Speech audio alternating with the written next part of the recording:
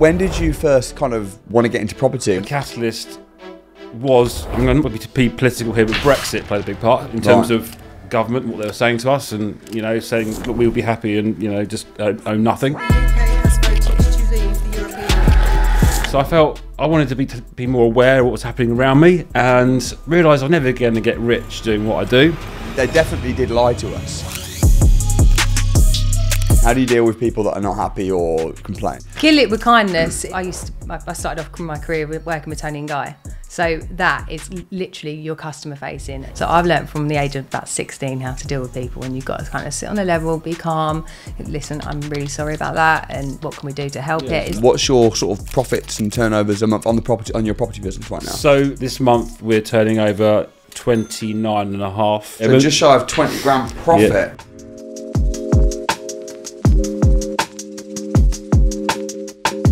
So Lisa and James, welcome to Winners on a Wednesday. Thanks, Samuel. How did you guys meet then, and what was it that got you into property? Wow, that's a big question straight in there. How we met? Right, we met at work. We've just celebrated our 9-year anniversary. Congratulations. Thank you That's very the same much. as me. We had a 9-year wedding anniversary recently. Nice, Oh yeah, yes, nice. I saw online actually. Yeah, because nice. you guys got engaged again, didn't you?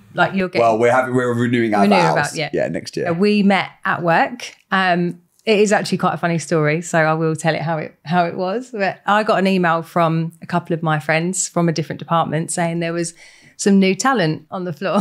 Okay. And what profession is this then? This was in government. This Okay. was working for a government. So I was just doing like a PA job, and you were Project management. working on a. I tried to tell you before what I do and what I did. Every time you tell me, I just forget instantly. It's one of What's the title? So I'm a project manager.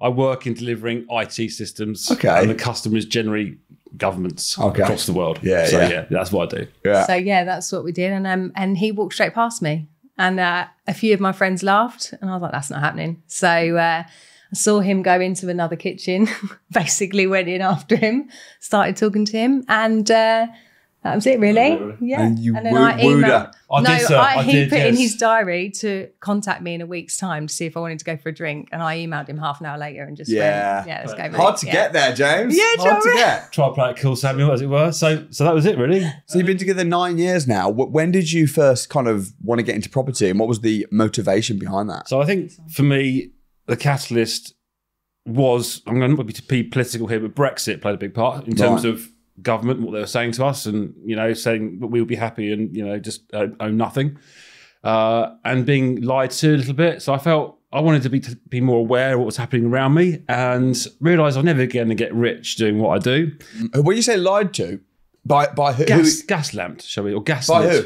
I would say by major political figures at the time around Brexit, telling us we should do certain things and certain benefits would happen. It never transpired. It hasn't, has it? No, not at all. It hasn't at so all. it made me more aware. And Were you quite Remain? Were you big Remainer? Or? I'm sad to say I was getting Brexit. Well, yeah.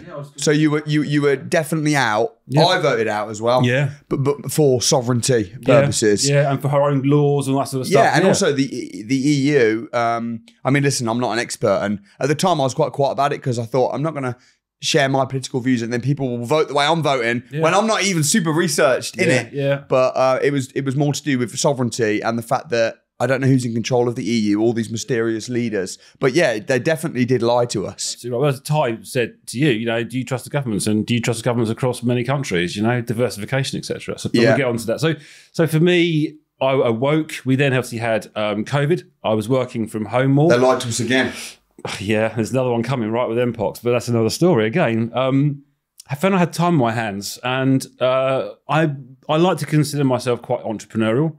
And at the time, I saw an opportunity to start doing work with multiple clients, which is what I did. Right. But I also found some downtime in the afternoon, and I found myself on YouTube, and I found myself just looking at this guy called Samuel Leeds, and was absolutely drawn into you, your personality, your successes. Sat there for a while, just watching the video, thinking, I can do this. Yeah, I can do this. Yeah. And thought, I probably can't. I need to go and get the training. So managed to coerce you last year, ran a July £1. Go your £1. I mean, I that's literally mad. was like, I'm going just to shut you up because you're driving me insane. And it was just actually nice to have a day together. Okay, not go out Like for the day. yeah, shut James just up. yeah. I was like, you know, we're both working all the time, and Were you interested though in property, or were you not? Yeah, I think both of us have had. Why were you not like super excited then about coming to the crash course? Did you think it was? Because I was a little bit cynical, Right. I would say. Yeah. And I haven't felt that buzz for a while, and because of COVID, and I couldn't work during COVID because I was like self-employed. Yeah. And what did you think it was going to be like? Just a big sales pitch and yeah. You know, I worked for lots of different companies, and I've fallen so many times for different things. So it was a bit like, this is going to be like an all boys club, and you know, it's just going to be like, meh. And actually, it really wasn't. And I came out of there, didn't I? Going, I haven't felt like that in a long Buzzing time. the room, the atmosphere, the people. Yeah, and the content at the crash course is actually quite good. I mean, of course, there is an upsell. Of course, for advanced training. It's not. I don't think it's hard. I don't think it's probably 15 minutes of a 8-hour day of content, and sometimes people do think that it's going to be one big massive sales pitch, but no, it's I think not, just because he was so, like, bless him, he's like my little jumping beam, right? And sometimes he's really hectic, and I'm like, oh, I just need to like think, like I'm quite quiet sometimes, and I kind of just want my little bit of space, and he was like, come on, blah, blah, blah, blah. And I was like, oh. When you offered me that deal, okay. I was off the chair before we'd finished. I was at the back. Yeah, he was at the first one. I walked in, I listened to what you and the other mentors were saying. I saw the room. I thought, no, I need a piece of this. I'm registering for that. Let's go for it. This is my route out. I mean, because I won't lie to you, I've been through, last 10 years has been quite tough. I've been through pretty serious divorce and all the rest of it. But I have to say, since joining the academy and since seeing these strategies and actually making them work, my whole persona has changed as a person. I'm so much more out of that dark zone, you know? Yeah. So it's been amazing in many different levels. So you're still working in your job, but you've cut back a little bit on some of the contracts, or I'm doing one contract right now. Right. So it's great. It sort of pays the bills, right? Because we've come from relatively successful. I've been 30 years corporate, you know. Yeah. So money. It wasn't about the motivation for you was not I want to get out of my job. It was about creating a diversification, Samuel, about creating another revenue stream with a view to actually move towards having a passive income and being more picky and more choosy about the work. Set up a pension and everything now as well, haven't you? We took your advice. We've done the SaaS. We moved our pensions into a SaaS, so we're going to use that in the next few months, hopefully, to buy commercial. That's fantastic. In fact, through a guy you know, Liam Hillier. Okay, probably. Yeah, I wasn't quite sure who to work with, so I went onto LinkedIn, found you, found him, saw that we had a mutual connection. And what's the advantage for anyone that's listening to having a SaaS pension as opposed to a government pension or a SIP pension? Much more control. You're self-administered. You obviously you can decide what investments you want to make with an administrator. But ultimately, the great thing is that the monies you return back to your pension pot is tax-free. Yeah, and the money that you put into your pension pot is tax deductible. Absolutely. Obviously, there's a certain limit. We're not giving tax advice right now. No, absolutely not. And I'm not a financial advisor. No. But yeah, I mean, we've got a SaaS pension as well. And I think I showed you what I'm doing and broke it down. So it's great. It's great to see you doing that. Are you also working full-time, or have you quit? No, you quit. I'm full-time in What property. were you doing when you first came to the crash course? What was your job? I was doing modelling, literally 7 days a week if I could. Fantastic. Yeah, which was, I've really enjoyed. But I was getting to a point where it's got a shelf life, which people are going to hate me for saying. But, I'm 35 and I was like, this isn't going to always be the case. Like, what were you modelling? All sorts, really. I've done everything from artwork that was in the South Africa house, which I was really proud of, that I got paid about £20 for, I think, in the end, when you took away travel and everything. Everything, some fashion modelling, lingerie launches, for like all different shapes and sizes, which was amazing. All of it, really. Vintage, you did some art, World War II stuff with the Jeeps. I'm really diverse. But they're long days, they're out at all weathers. So you're doing like spring, summer collections in like February, March, and you're standing and you like in a little summer's dress and you're freezing in like, somewhere near Richmond Park or something. But you've been like a massive driving force really behind the business. Absolutely. Because obviously James is pretty occupied with his job. I know you've been working together. What are your roles then in the business? How do you kind of break up your time and roles and responsibilities? Do you want to go for that? Come on. It's kind of like how we run our home. So often James will start something, say like clearing out some cupboards. Yeah. And I go, oh, this is a good idea. And then I'll clear up the rest of it, like, Right. and just go right full on into it, you know? Yeah. And so, but we do work as a team. We are. James creates the mess. You pick up the pieces. I incentivise Samuel, I like to think. You're the starter, Lisa's the finisher. Basically. Yeah, that makes sense. Yeah. But that's really good though. So you have the vision and the idea. Yeah. And then you'll make it kind of begin to happen. Yeah. Then Lisa But will then see you- it through to, and then add That's great. the finesse, you know? Yeah. I think for us, when we started this, I think something I took from your training was around doing the job yourself first before getting somebody else to do it. Yeah. And I think when we started this journey, we very quickly went down the route like a lot of people do, and we outsourced all of it to another company.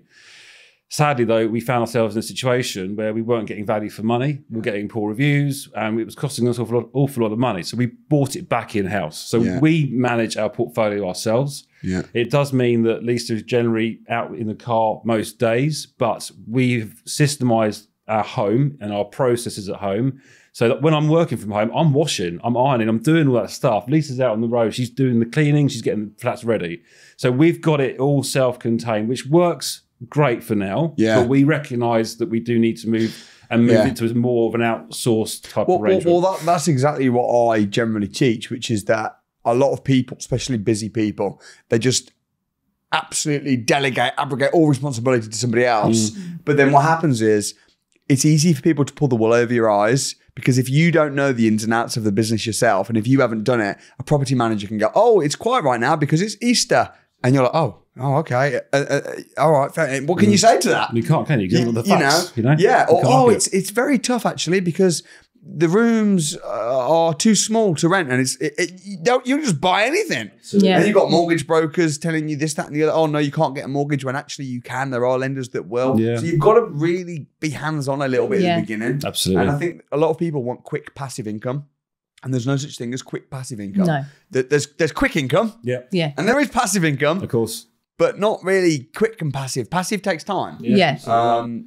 Your quote, which you shared with me just the other day, is about getting you get good now and you get rich later. Yeah, in the first 5 years, it's not about getting rich; it's about getting good. Yeah, exactly. That's fantastic. But you're making good money in the property business. Absolutely. We turned over a good month. Yeah, we turned over a good month. Yeah. What are you sort of, if you don't mind me asking, what's your sort of profits and turnovers a month on your property business right now? So last month we turned over 20k.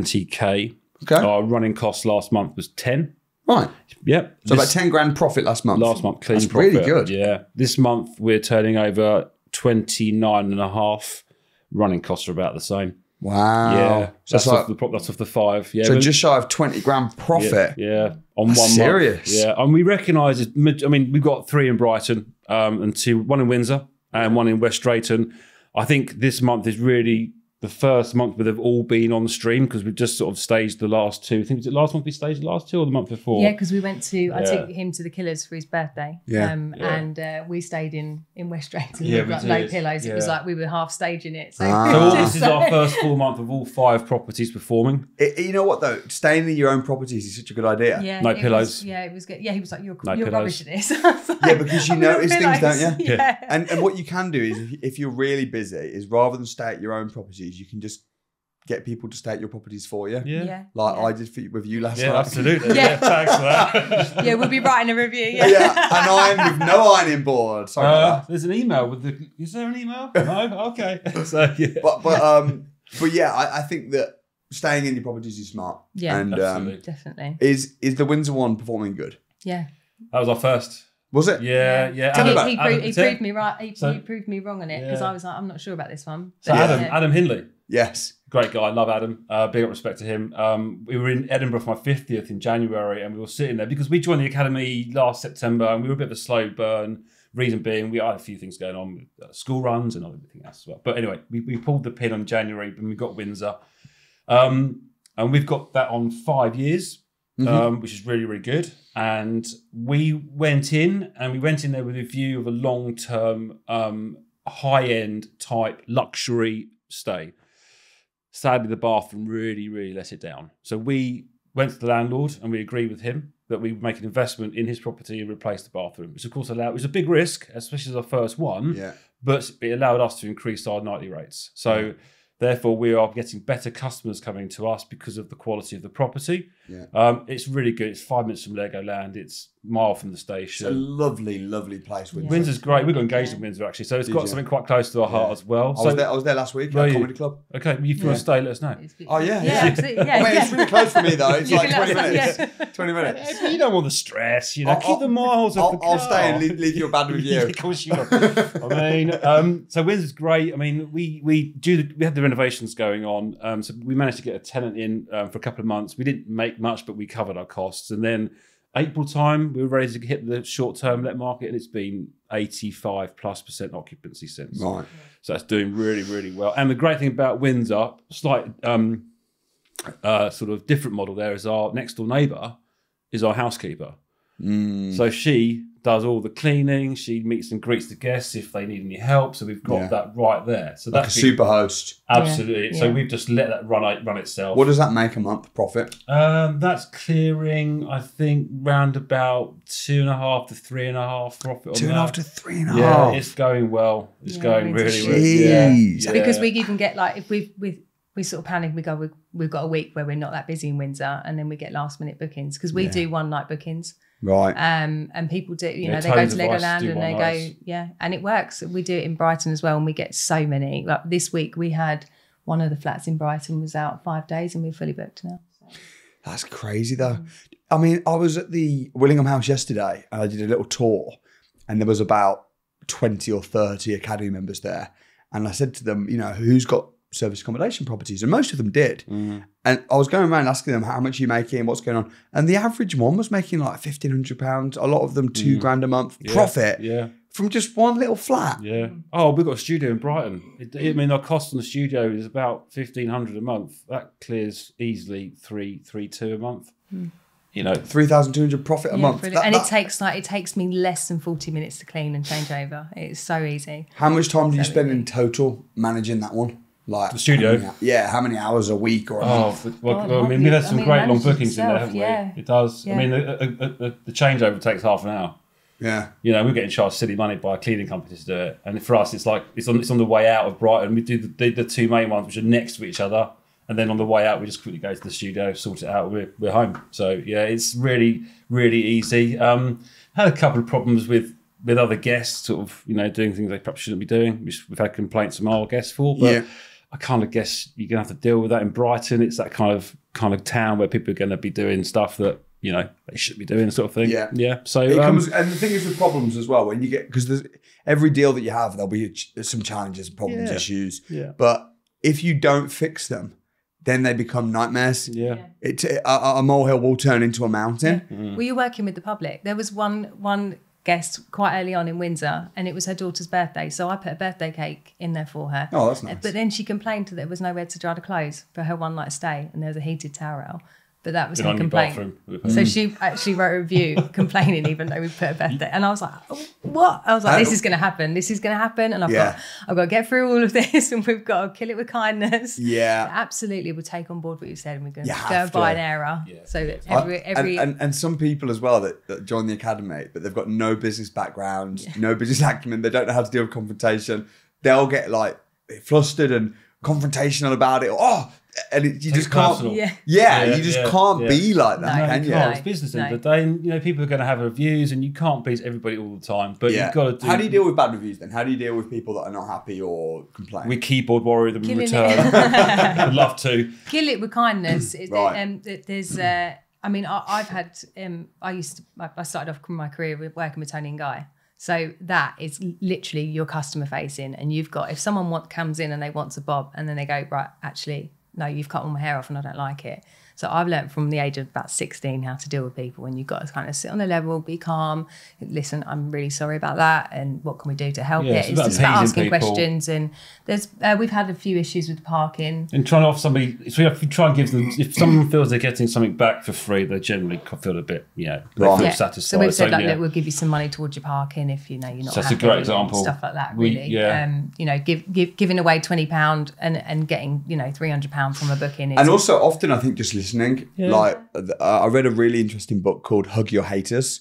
Okay. And it's a brilliant book. I'd recommend everybody to read it. And it's not just haters in the way that you might think trolls, but people that are just criticizing you, unhappy customers. And basically the essence is to just put your arm around them, listen to them. And the power of just listening to people. If someone's annoyed or unhappy, just listening to them and saying, look, what's the issue? Okay, thank you so much. We'll take on that on board. That's it. And then sometimes they're diffused now. Yeah. Whereas the worst thing you can do with people that are unhappy customers, and it can happen, but the worst thing that you can do is ignore them. Absolutely. Because if you ignore somebody and they feel unheard, now they get and it shows a sign of guilt as well, I believe. Silence is a sign of guilt. So if you're talking to someone and you're being, you're listening and you're saying to them, look, this is what we can do. We're really sorry. However, this was explained, or you've still got to. You can't sort of be like a pushover in business, but being calm, cool, and collective is always the way. First rule of sales, right? You listen more than you speak. Yeah. I was just listening to a podcast with the CEO, who's the mafia boss, Michael. His interview is brilliant. It was the Steve. But he's always the last person. When he was in the mafia, he was the last person to speak in the room. He'd be listening to what's going on around him, and then he could make an informed decision. He had all the facts. He could then deal with it. So I think listen more, as you say, put your arms around people. Just try to say, I've heard you, and we're going to fix it next time. And then they generally just do a drop. And also away. that's how everyone wants to improve as a business, right? As a business, you've got to get better. Yeah. Otherwise, you won't grow and make more money. Absolutely. What's the best way to get better? To listen to what your customers are saying. Yeah. Absolutely. So if something's not working, every time you get a bad review, every time you get a bad review, say thank you for that review. We will get better as a result. Yeah. And then not only are you keeping them happy and they might edit the review, but also you're getting better. I totally agree with that 100%. So, How much time then? How much time would you say on average per property you're having to spend managing it? Not in the early days of getting it up and running, but once it's systemised and it's up and running. Well, Windsor nothing. So Drayton. How's it nothing? Because you've got the superhouse next door. Yeah, I've got it's just a little bit. I mean, a bit on WhatsApp with her, isn't it? In terms of managing bookings and stuff, we use CMS, so most of it's automated, so we don't. You use what? Sorry. Use a channel manager. So how does that work? Well, and what channel manager do you use? We use Uplisting. Okay. Yeah, really. Are they good? Yeah, it's really good. Yeah, I think Ben and Rachel for the Academy recommended Uplisting. We were going to go with a couple of others, but we went. Well, it's always the never-ending debate. Of course it is. Absolutely right. And everyone's got different preferences. Absolutely. We have no affiliation. We don't get paid or sponsored by anybody, but we just, Yeah, that's it. Whatever works for you, really. Yeah. So we went to Uplisting, and it's really easy, really simple, and we get bookings in. But we do have a book sort of inquiry only type listing as well, which allows us to slot things around and move bookings, etc. And that so they'll inquire and then you have to accept it. Absolutely, as opposed to an instant book, which gives us a bit more control over who's coming in as well. Do you take ID and stuff off of the guests? Through booking.com. Booking.com. And Airbnb. We don't enforce. We enforce address and telephone details when you come through booking.com, but we haven't enforced agreements or IDs. Have you ever had a really bad guest? Have you ever had any nightmares? Oh. Yes, we have. Yeah. Who? What happened? The couple. You can't mention the name though. No, we What had a couple in for 3 weeks, and it was our first long-term booking. Right. We got, I don't know, I was away in York. It was about May time, and we were like, brilliant, this is great. It's our first long-term booking. It was like a couple of grand. Going in there after they had been in there, I could pick the plates up with the fork. Like they were like stuck. They're very messy. Yeah. It was but they feral's not even the word. It was disgusting. James wasn't too worried because he didn't have to clean it up. Yeah, James like, no, never had any bad guests. I was getting no horror stories. Getting some pictures on my phone. Delete. No, looks good to me. When are you back? But then we also had another guest a couple of days later checking in, and they said we can't check in because there's water all over the floor, and that water had certain things in it because they'd been putting wipes down the toilet. We had to. But you know what? The next day I got up, went through booking.com. And managed to get paid for it. So, to answer your question, is the Booking.com covered the impact of the damage that they did. How does that work then? Because I know that these companies like Airbnb, Booking.com, and they're quite good. Yeah. How does it work? So is it like an insurance or what Yeah, I happens? just sent a message, and I was like, look, this is what's happened, here's the pictures. And then they contacted the guest, and the guest contacted and said, like, look, we'll pay you, and here's 700 quid or whatever towards the repairs. And it wasn't, and then we went in to clean it. How can you not remember this? I do remember. We literally had to like put news, bags on our feet. Like, It's important people know some of the problems, because the thing is, some people, when this might happen, someone trashes the property or whatever, and they might know how to deal with it and just think, oh my gosh, I obviously attracted it. And it's like, no, this is the law of averages. You might occasionally get a bad guest. You get your money back. It's all good. You just got to get back on the horse. Yeah, absolutely. And this is the case with generally in property. A lot of people don't want to do Airbnb or short stay lets because they're worried that it's going to be a nightmare. But actually, that's the case with any business. Like, you could be a buy-to-let landlord with a family in there. Some of my nightmarest properties have just been families. Absolutely, I 100% agree. Yeah. The worst times when I've had to go in and do a changeover. We had a group of guys in the other day, and you went, oh, what we're going to go into? They'd put a wash on. They had put the dishwasher on. They'd literally done... It was immaculate in there. Yeah. We barely needed to even do anything. And that was a group of lads, 7 of them. So go back to your original question, I think, which was around how much time do we spend managing this? I think it was where we were trying to land. I don't know. I mean, in terms of the sort of admin piece, probably, I don't know, a couple of hours a week. Yeah. Listen, every day, we're 7 days. Yeah, we are because we're trying to grow in the business. You're growing it, and Lisa's doing the management side of the ongoing stuff is maybe a few hours a week. Yeah, but then he's got the admin side of it while he's doing his job. And if I'm out on the road, and then I will do admin bits when I get home. I like to be able to still go to the gym. That's one thing that was a bit affected, where I was a bit like, oh, I'm not having my gym time, and it was a bit. How much are you paying? When you're getting a rent to rent, so you're agreeing it on a long-term lease, 3, 4, 5 years. Yeah. How much are you paying? That one instance where you said you had to get a new bathroom. Yes. But that's quite a rare exception. Yeah, generally, how much choice? Yeah, how much are you having to put down to get a property? So, I mean, in the early days, we were sort of going. We didn't have relationships with agents, so we were putting down the 6 weeks deposit plus a month's rent plus then the setup costs as well. So you're looking about 10 grand. Yeah, you're looking realistically sort of 4.5 for the deposits and the first month's rent, and then say 4 or 5 on top of it for the furnishings. Let's be honest, it's quite a lot of money. Yeah. I got a loan out after your course. Did you? Yeah. A loan for rent to rents? Yeah, just to put into the company. We both put 5 grand each into the company, and I was like, "You're not doing it all. I'm going to get a loan out, even though I've literally just got nothing, and I didn't know really what was going to happen with the modelling. And I just quit the job, got my loan out, and here we go." It's funny because if you told the bank that the loan was for a rent to rent business, they'd probably freak out. Yeah, but then they talk about them lying to us. There's the reason that it's too risky, but then they will give you the money for a wedding. Of course. Oh yeah, I think I got it on like of course it is, because that's home prevent you from getting wealthy. I think. Oh, home improvement. That's a smart one.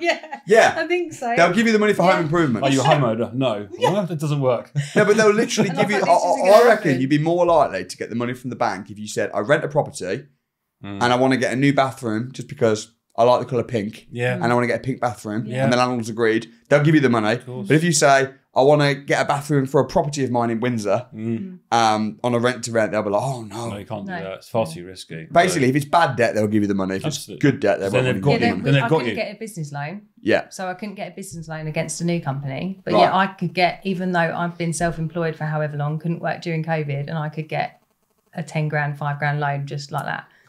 For home improvements. If for a wedding, you'd be fine. Yeah. I was Holiday, you'd be fine. Yeah. For a new sofa, you'd be fine. Car, probably all right. Car, you'd be fine. Yeah. Ridiculous, isn't it? But you won't be fine. But if they try and get a business loan, oh no, you need a 100-page business plan. And getting the business loans, I think there needs to be a new business. I think we've done it in a way with Samuel Leeds Finance, where we loan money out for people to buy properties, because that's also hard. But I think someone needs to set up a company where they give business loans like 5 grand, 10 grand. I'm sure someone has. Yeah. For business people that might not necessarily be able to get it from a bank loan. Of course, I think there's always a gap in the market. If not, you create the gap, right? So, but the problem is as well, these loans will be so expensive too. I bet. What was your interest on your loan? Was it about 10%? God. Do you remember? Yeah, I'm still paying it off. I've been accepted. Doesn't matter. No, 6%. Was it? Something? Yeah, that's really shit. That's free. No wonder you've not paid it off yet. Why would you? You know what? I'm just going to leave it ticking. That's it. It's I remember something you said. There's a few things I remember, and one of them was about good debt.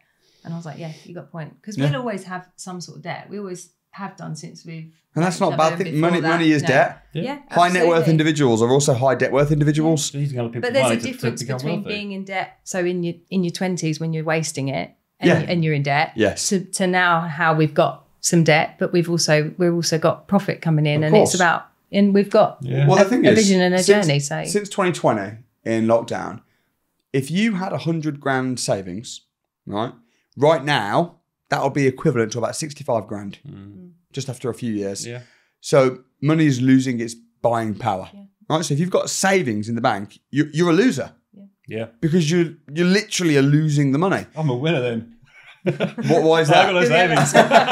Put it all into the business. Right, but that's the thing. If you've got if you're sat there with savings, which we're brainwashed to do, but here's the caveat to that: if you've got 100 grand debt, that debt is now the equivalent to 65 grand as well. Of course. Yeah. And that's why they're printing so much money. And one of the reasons that they're printing so much money is because the government are in so much debt. Of course. And the government know that if more money is printed, their debts become smaller. Absolutely, yeah. So this whole mindset of work hard and save money is for losers. Which also, I mean, so our first property, so to speak, was in my family. So my nan's got a retirement flat.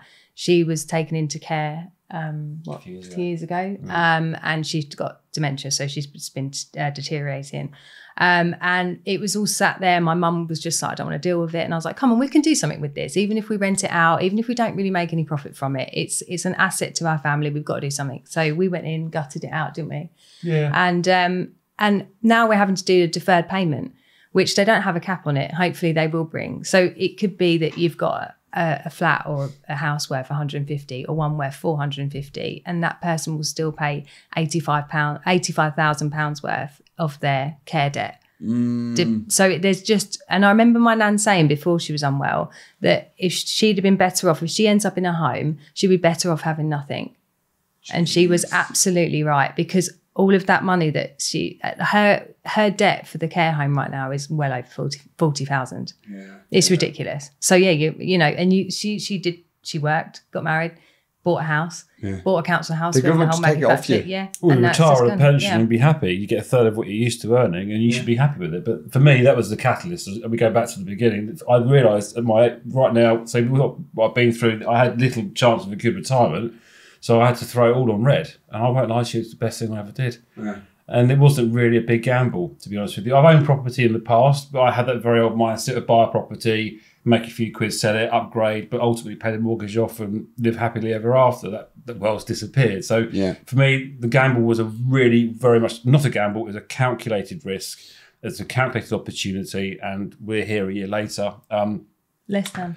Yeah, it's fantastic. What a journey. But again, your question was around setup. And I know you're trying to get to on this. Well, let me hopefully explain that the first couple of properties went through the usual process of putting down deposit, pay the rent, costs, etc. The reason I think we were able to scale as quick as we did is that we were able to create great relationships with the agents that we work with. Negotiate well. Yeah, well, yeah, absolutely. I mean, we're at one point where they were trying to sell us the flat next to the one we just taken on. And I said, yeah, great, but we're not paying deposit. Yeah, you are. Well, no, I'm not. You've really got 2 deposits on 2 properties. Well, if we mess one up, we're out, right? Yeah. So then surely you should be refunding me the deposit on the second flat, but we won't go there. So we got that one with no deposit, which is great. So we signed a bond. So if anything does go wrong, as a company, we're liable. That's fine. We'll get some painters in. We'll sort it out. Right. And at the very... There's no upfront deposit at all? None at all. And she's thrown 2 more my way this week. No deposits? No deposits. She's just like, Lisa, I've got this. And I'm like, yeah, I'll have a look when I'm down in Brighton. So, that's brilliant. And if we don't want them, then I'll hope from a cash flow perspective, it's just better. Awesome. Because it means instead of putting down 5-10 grand, you're going to be put down. Well, enabled us to then take on another one, which another agent rang us about and said, are you interested? And we just took their arm off. It's 5 minutes from Heathrow. It's 2 minutes from the Queen Elizabeth line. It's 20 minutes to Paddington. It's an hour to Canary Wharf. Are you furnishing them, or are you getting them already furnished? Or I'm furnishing. No, we're furnishing. Yeah, we're furnishing them. He's brilliant at flat packing. Yeah. He's amazing. Where do you get your furniture from? So we started with an auction site that I also found. Got guys called John Pye, which is yeah. You getting some really good quality stuff for absolutely no money whatsoever. I've noticed of late though, maybe because people aren't spending so much money, there's not as much stuff on the auction sites. Yeah. So we kind of got some stuff. I remember hiring a van, driving up to Marchington, filling it up, and that was Windsor.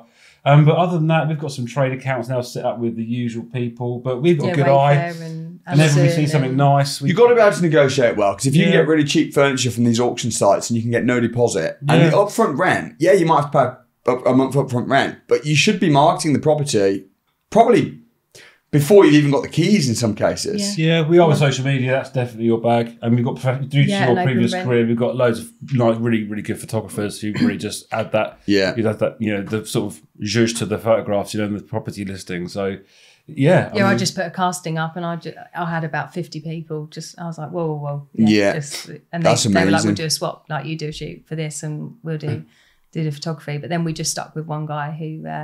He's our photographer, isn't he? And we're just like, A lot of people might see what you're doing and say, oh, that's risky, or oh, I don't want to do that, or I disagree with you, or whatever. But ultimately, my thinking is find people that are succeeding, see what they've done, and copy and paste. Yeah. Ty Lopez, right? That's what he said. The most wealthiest people in the world are buying land. Bill Gates is he's owned 1% of US farmland. Something ridiculous. Well, we could have come to watch you and argued everything.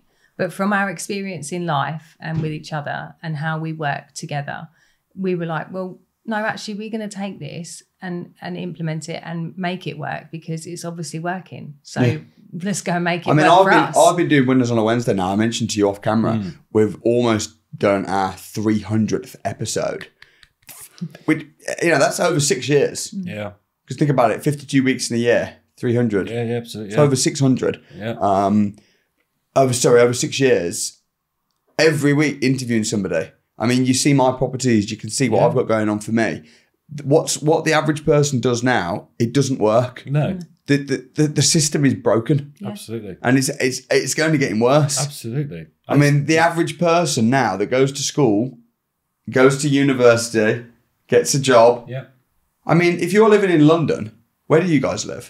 We've just moved house right in the middle of doing this property journey. We live down in Hampshire. Nice, it's near Liss, so it's between Guildford and Portsmouth. Okay, fine. But what are you talking to for an average house to rent there? $2.5 grand? No, about $3. Yeah. $3 grand? Yeah. Right. So if you're living in that neck of the woods and you want to just rent an average house, and you're in an average job, what's the average job going to be? $3-4 grand a month? Yeah. So your entire salary is going on your rent. Yeah. Bills going up. Now you need man, woman, both to work full time just to pay the bills. Now you have kids. Oh, what are we going to do? Pay them to go to childcare.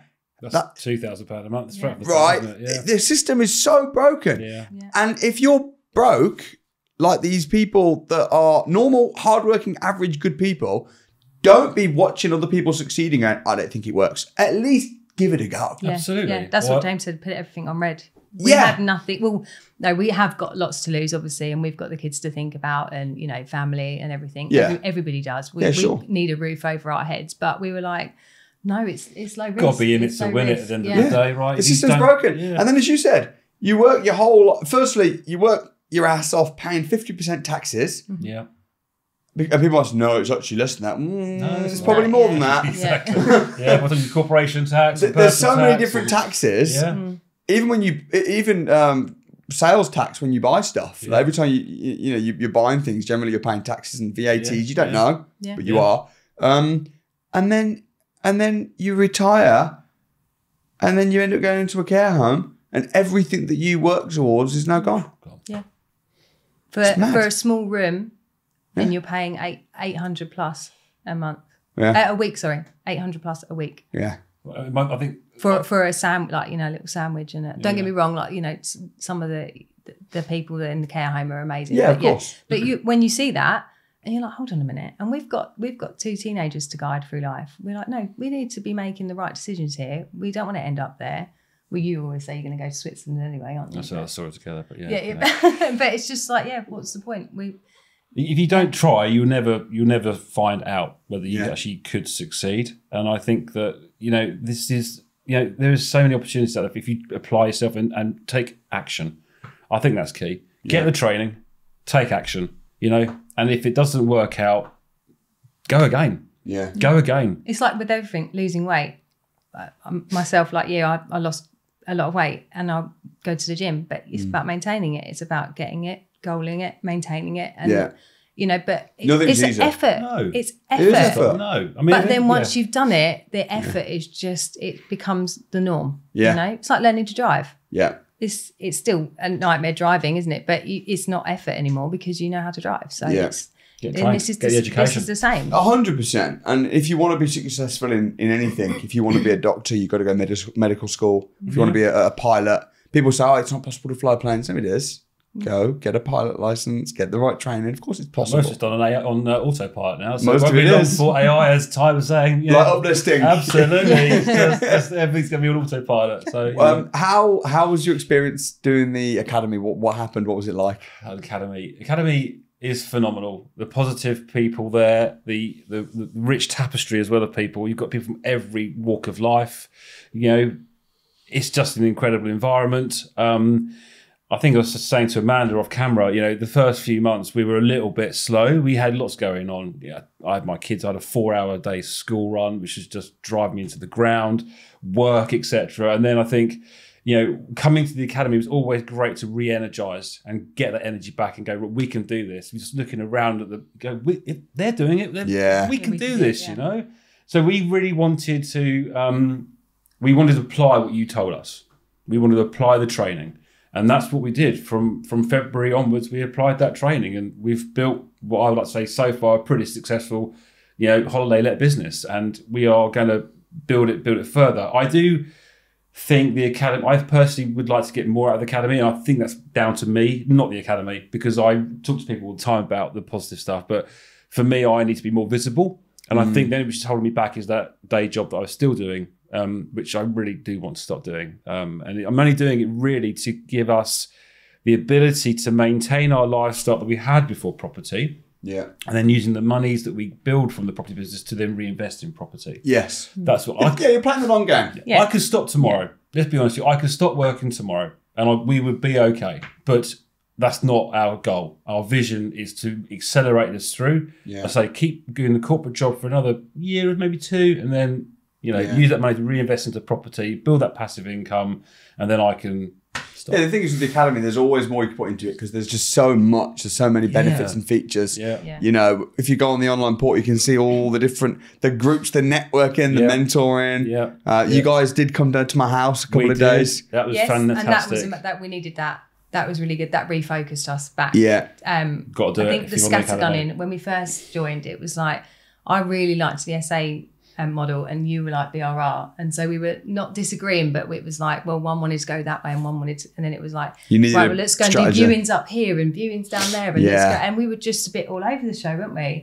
And then now we've just got so much more focus, haven't we? And actually the run was really good for me. The run? Yeah, when we went on that charity run last year. Oh yeah. And that, because I'd had a couple of setbacks from agents and everything. And I was like, just, you know, when you just have hit a bit of a low and you're just like, oh, this is not happening. And I kind of felt like he was depending on me to do it. Like he'd given me this and go and run with it. And I was like, oh my God, I don't know what I'm doing. He started it. Yeah. He signed the academy paperwork. Oh yeah. Your job to finish it. And I was like, oh my God, the pressure, literally the pressure, our house, our home, like everything was just like, oh my God, I can't do this. And then I went on the run and everybody's kind of was struggling on the way round. You know, you could just see everyone's different struggles or everybody focused and that. And I just thought, I run quite a bit, but I was going to struggle with that. This is the first run I've done. And it was like, you know, I've never done a charity run or anything. And I could see you struggling sometimes on the way round. If you're struggling, I hope you don't mind me saying, but I was like, if you're struggling, then, and you're like this amazing, you know, guru, like kind of, so if you're struggling with it, then that's life. And it just, this light bulb moment just went in my head, and Tony was struggling, but every time he was like, giving me a little nod every time. And I was like the first woman to finish, which is just my little, thing. Win. But my little win. And I was the 7th person to finish the run. Well, you definitely beat me.